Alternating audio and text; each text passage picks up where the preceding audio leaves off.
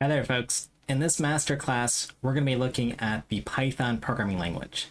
It's beginner's introduction to Python 3. So if it's your first time programming, you'll find that this is a beginner-friendly tutorial for you. And if you've programmed before and are finally taking that step to learn Python because so many people have told you you need to learn the Python programming language, this will be the tutorial for you. I'm going to be doing the lessons in Linux, but you can follow along in any operating system that you choose. Now, keep in mind, if you want some more information, I'm going to link to my full Udemy course in the description below, and there will be other resources that you can, of course, Google or find on resources like YouTube. So without further ado, let's go ahead and just dive into learning Python 3. Okay, so I'm going to be in a terminal environment, and what you can do is open up the idle editor. This might be idle 3 or just idle if you're on a Linux system. And similarly on Windows, when you install Python, or Mac, which already has Python installed, you'll find this tool. Let me go ahead and just do a quick introduction to Python, however, by searching for it on the web and just typing in Python and drawing you to the web page. You'll notice here that there are many resources. So of course there are downloads, which you can do for your appropriate operating system, as well as documentation, tutorials, and resources. Again, YouTube was going to be a great resource. I have a course on it, so whichever you choose to follow to learn more Python, that's awesome. So anyway, let's go ahead and just dive into Python. Now, of course, you can interactively follow along with this on the shell if you want, and it'll show you which version of Python that you're using. I'm just going to go ahead and quit out of this, and we're going to do all of our work in idle so that it'll look the same as whatever operating system you're using. So idle, what it is here, and let me go ahead and just type it out here, and it'll open up in a different window, is a, again, editor specifically for Python. So you're going to have this prompt here where you can type in commands, like arithmetic commands, for instance, like printing out pi, or doing different arithmetic that follows various arithmetic rules here. And every time you hit enter, the Python command will be executed. And this is a really nice sandbox for experimenting or learning the Python programming language. Later on, we're going to write an actual program, and I really think that's the best way to learn a programming language, by taking on a small project and actually building something that solves a problem, however big or small. So with that said, let's go ahead and start learning some Python here. Okay, so let's go ahead and resume where we left off here.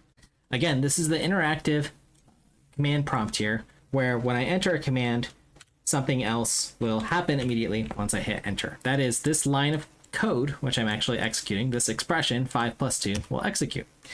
And it's important to keep in mind what's going on here. It's just one single command, which computers are good at handling, one command at a time, and evaluating the result of that expression, or this command here. In this case, it was arithmetic 5 plus 2, and gives us another number, 7, or this integer.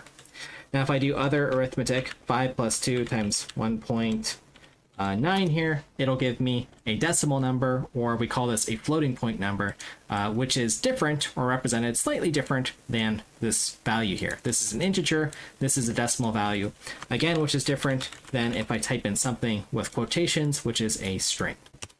And that'll give me Mike, whether in double quotations or single quotations. This is data that computer understands as a string. This will be something important to keep in mind, and it's important to keep this in mind in many different languages. Now, with programming, one of the things that we can do is not just evaluate the expressions, but we can also store them. So for example, I can create a variable by just calling it x, and then setting it equal to Mike here. And if I hit enter, you'll notice nothing comes out in the shell, but I can just hit x again, and what is stored in x, because we set it equal to, or assigned it to the value Mike, it will print out, well, whatever is stored in x. And I can reassign x to some other value here, like 7. And now it will hold the integer value 7. So this is actually something really important to keep in mind in Python if you have programmed in other languages. If you haven't, then just know that x is a box where you can store information in. If you have programmed in other languages, you'll notice that the data type is in fact changing. It held a string, that is the thing, or text, between the quotation marks, at one point, and then it held an integer when we reassigned that value and said, hey, x is equal to 7. So again, when programming it, it's not law like you learn in mathematics where x must always be 7, but you're rather looking at the equal sign as assignment or reassigning a value. And I've seen this kind of thing really trip up folks in the Python programming language, as well as others, but just know that it's flexible and that you're just reassigning value. All right, let's go ahead and resume here. So we now have this idea of being able to assign values and store them, and we call these variables. So as I introduce some of these concepts, I want to capture them in a list just so you'll be able to review. I'm going to get to this side of our program in a moment, but let me just write down some of the things that we have learned about. So learning.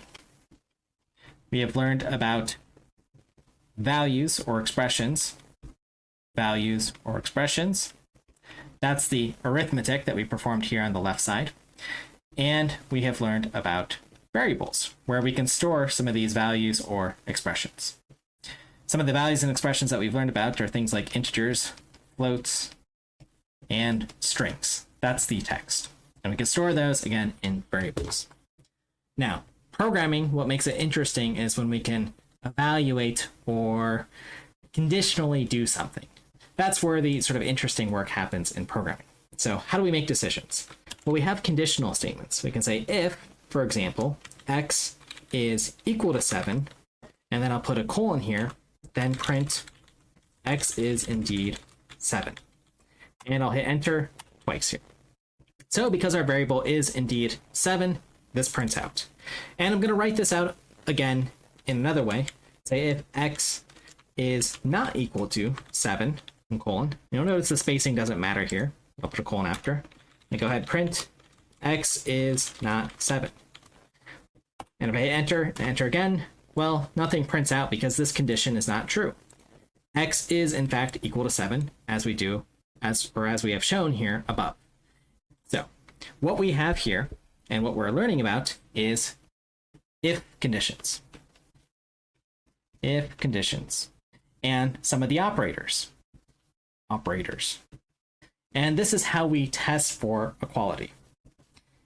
And let me go ahead and pop on the screen here just so I can talk about this. You're not going to have to memorize all of this again, but it'll be nice to have the sort of rundown here, and then you can refer back to it. But some of the operators we have are equals equals, which is a test for equality. That is the thing on the left-hand side equal to the thing on the right-hand side. So is x, or whatever is stored in that variable, equivalent to 7? Or we have, with the exclamation, not equal to. So we're testing for inequality. And we can do lots of other tests such as less than, greater than, less than, or equal to, and even combine some of these with different operators like and. So if x is equal to 7, or x equal to 6, print out some message. That's the idea here. And what we're doing if this condition is true, if this statement here is in fact true, is after the colon, whatever is in this block, printing out that condition. So this might be a little bit weird, again, if you're new to programming, but if you've programmed in other languages, this is between the curly braces or the lines that follow. And Python uses indentation to determine if, well, this print statement is going to execute, or if it's just a later part of the program. This will make a little bit more sense as we go a little bit further in our program. Now, one of the things that can make programming less tedious is if we're able to repeat, because that's what computers are really good at, repeating functionality over time. And Python has a construct for this. It's called a loop. And there's different kinds, but I want to introduce the for loop. So in Python, we can say for x, or I'll give it a new variable name since we've used that already, for a in range 0 to 5, colon, print a, and then enter again. And you'll notice here that we're printing out 0, 1, 2, 3, and 4. I only had to write the statement once here for printing, and it's printing out a. Okay, so there's a little bit more going on here in our learnings here. So let's go ahead and highlight this as a loop. And specifically, this is a for loop. So we're saying that for some variable a sort of temporary placeholder, within this range of 0 to 5, not including 5, but starting from 0, print out whatever is in a. So a is just some placeholder for us, and then we're going to print out from 0 to 5 here. So 0, 1, 2, 3, and 4. And that allows us to repeat, well, 5 times whatever is indented after this colon here. So another sort of block of code that we can work with. All right, so another pretty interesting or cool idea here. And again, remember, this is a sandbox. We can play around. Nothing's going to break. The worst thing that's going to happen is we'll have to just restart this shell if something goes bad. So let's go ahead and just type out range, for example, 0, 5 on its own, and then hit enter. And you'll notice that it just gives us, okay, range 0, 5. But what if I do some variable here? Let's just call b equals range 0 to 5. And I hit enter, and I just type in b. Well, I still get the range 0 to 5. So we can actually store this range itself in a variable, which is kind of cool, but it's going to lead us to another idea. And the idea I want to lead us to is, how do we store information? Because I'm storing some information here in a variable, but how would I store more than just one piece of data? And this is the fundamental idea in Python of how we store something. We need to store in a data structure to give us structure to our data so that we can access it, modify it, search it, sort the data, and just perform many operations. And this is the list data structure. So this will be our final learning before we go into a more interesting problem to solve, but the list. And that is a data structure. And it's a way to store or manipulate data. So let's go ahead and see how we use this in Python. So I'm going to go ahead and hit enter a few times just to clear that. But a list here, I can do something like a variable. I'm going to name it my list equals, and then with the square brackets, 1, 2, 3, 4, and then close these square brackets, enter.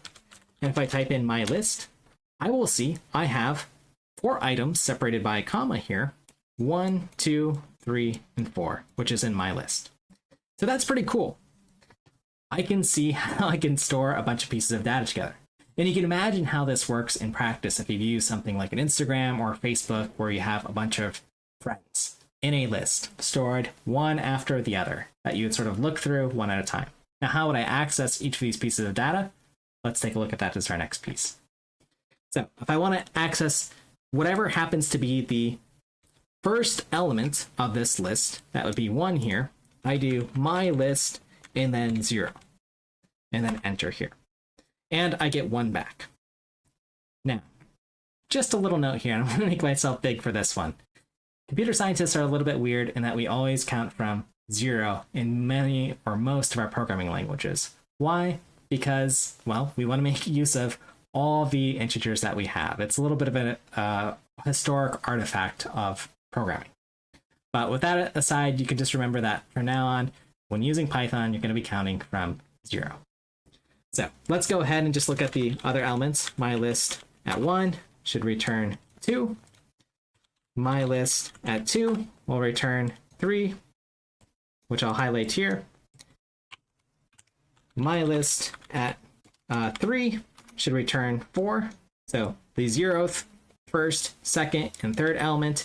And let's see what happens if I try to access something that doesn't exist. Well, you'll get an error here. It'll say index error, list index out of range. So some element here, we don't have a 5th element here. Remember, we're adding 1 here because we have 0, 1, 2, 3, but no 4th element here. If we want to add an element, we can do mylist dot, well, I can hit the tab key and I'll get a few ways that we can modify this data structure, and I can append, for example. And I'm just going to put something a little bit weird, but 1,000 here, just so it stands out. And then type out my list so that it prints, or I can manually print it out with the print command so that you can see here that 1,000 is now part of our list. And again, this is the key idea of a data structure. We can manipulate it, we can change the data, we can reassign the data. So let's do one quick example where we change the data a little bit. So I'm going to change the 0th item and I'm going to reassign it to Lewis, for example. Hit enter, type my list again, and you'll see that Lewis is now our first element.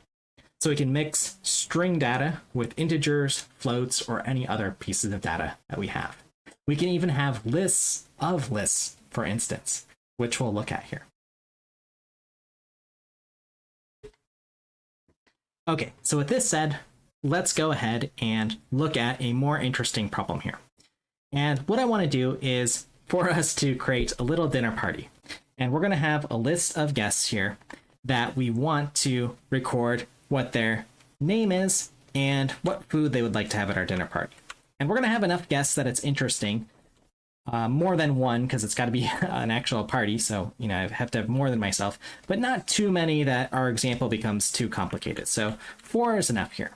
And because we're learning about programming and using Python, we'll exercise some of our skills here for creating some data, putting these folks into a list, and then printing out all of the elements of that list, and perhaps even tallying how many people want pizza, for example, which looks like Sue and Joe, and that's it. Okay, so let's go ahead and write this program. But we're going to go ahead and go to File and New File here and create a script that's going to execute multiple commands in a row for us. So it's going to come up in an untitled window here. So I'm going to go ahead and move this over here, and let's start drafting our program. Now, it always is a good idea here to have some idea of how you want to write this program. So again, just to sort of sketch this out, what are our steps? And again, just because we're programming on computers doesn't mean that we have to dive into the code. We can still use a pencil and paper or a document to sketch out our ideas. So that's what I want to do here. So first, we know we're going to need some sort of list structure. Second, we're going to need to populate that list. Third, I'm going to want to iterate through that list. And then fourth, maybe conditionally print out folks who want pizza. Folks who want pizza. And then you'll know how to play around with this, or, you know, in this fictitious example, how many of your folks want pizza, and maybe to ask them what pizza they want. Anyway, this is a good idea to just sort of list out what you want to do. So with that plan in mind, let's go ahead and sketch out our program. Okay, so the first thing that we want to do is have our guest list. And for now, it's just going to be equal. So an empty list is just with the empty brackets. And then I'm going to actually append to my list one guest at a time. So append Mike. And let's go ahead and just append Joe, and so on. And each time that we're doing this, we're growing our list by one item. So Donna, guest list, append, and Sue. Okay, but let's go ahead and just save this file and pick some location where you'll be able to find it. I'm just going to put it in my home directory as the guest list.py because we're working in Python, so our files usually end in py, and we'll save it. And once it's been saved, I can go to run here, or just press F5 and run our module. And it'll run it in this window here. Now we're not really printing anything out, so let's just go ahead and print our guest list here, save the file. So I'll go to File, Save, and then I'll rerun this here. And you'll see that all of our folks are here. And again, if I make a mistake here, like if I, for instance, omit a quotation mark, I'll hit save and run. It'll say, or warn us of an error here. And these errors can be a little bit cryptic here. So sometimes they're not the best errors, but I'll at least give you a hint around where the area of where Python thinks that you've made a mistake here. So we'll do our best guess here. And usually there'll be common things like a missing matching quotation mark or so on. So again, I can't match it with a single quote, but I need to do a double quotation mark here. Okay, let's go ahead and continue on with our task here. And it's a good idea to run frequently so that you know how your progress is going. So don't make too many changes. Be sure to save and run often. So you're going to see me do that here. So we've populated our list just to start. And let's see if we can iterate through that list. Well, we have our tool here, a for loop here. I'm going to say for x in guest list, I'll put a colon. I'm going to remove this print statement here. Let's just print out x here. Okay, and I'm going to hit Control S to save. And rerun this program here. So I'll run here. And you'll see that it lists out all of our folks here: Donna, Sue, Joe, Mike, etc.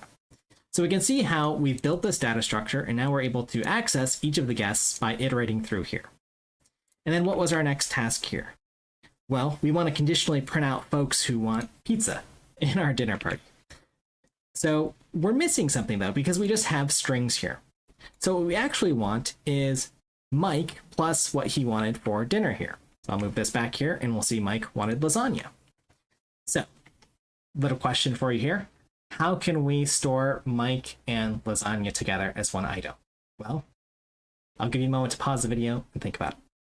And if you paused the video and thought about it for just at least a moment here, then you'll know that we can have a list of lists. So we can combine the data or sort of aggregate it together, which is a really powerful idea in programming. And it's a very powerful idea in Python. So let's go ahead and do that and see how it's done. Okay, so we need a list of lists. So let me go ahead and bring back my window here. And instead of just appending Mike to the guest list, I'm going to append Mike and build a list within here and lasagna. Now, if this is too complex or too much going on here, we could copy this out and just say something like guest one equals this here, and then just append guest one. And I'll go ahead and save this so you can see that it's the same result. So I'll save, I'll run, and you'll see that now the first guest that we're printing out here is Mike plus his order. Okay, now just for our sake, I'm going to just put this back in here because this is going to match how we're going to do all of our guests here. So let's go ahead and do that. I'm going to have Joe, Donna, and Sue, and they're all guests here. And they're all going to be lists, and they'll have their menu items. So Joe was another one who wanted pizza. Donna wanted the chili. And Sue also wanted the pizza here. So I'll go ahead and save, go to run, and run this here, and you'll see each of our guests here. And let me go ahead and capitalize Mike so it's consistent. Okay, so now as we're iterating through here, let's go ahead and just end and say print end of program. And maybe I want a nice line to break things up here, and I'll say this will just be an empty line here. So I'll save. Again, you can do Control S or just hit save there from the menu and then run, and you'll see our list is printed out and the end of the program here. Okay, so again, you can get the idea of how we're iterating here. We've still got one more objective to conditionally print out folks who want pizza here. Okay, so let's just go ahead and within our for loop, so you can notice here, we want to, within the indentation, so this block of code is where we'll put our if statement here. So I'll say if x, and it's not, if we do the comparison for equality, we can't do x equals pizza. That is what we are looking for, but it's actually the first element of this list. So here's 0th element, here is the first element. Then we will actually want to print out this guest here. So I'm going to go ahead and indent with a tab, hit save, run, and this will just print out Joe who wants pizza and Sue. Okay, so notice that indentation is important here. So for each of our guests in the list, we check, so within this block here of our for loop where we're iterating, we then check which of those guests have pizza as their first element here, and then we print those out here. So I'm going to just add a little print statement here. So guests who want pizza at our party, and save this and run it. And this is really the full program that we have here. So let me bring myself back in here for a moment, and we can sort of see how programming in Python makes things really easy. If we can get our data into a list, structure the data, look through the data, and then conditionally do something. Now, there's a lot that we haven't talked about in this sort of beginner's masterclass into Python. Things like functions that you want to look at, so we can automate different data and sort of parameterize it like you would do in mathematics or other fields. We haven't looked at how to build your own data types. So if a list isn't enough, how to do it, or other data structures. And those would be the next things for you to look at as you progress in Python. But I hope this gives you a good teaser of how to program in Python, how to just dive in and not be afraid to try things, experiment, and have fun, because, well, it should be fun. So I hope this is a fun crash course or introduction into Python to help get you started. If you want to see more, check the links in the description for my courses and videos or other resources otherwise. All right, thank you for your time, and we'll see you in another video soon.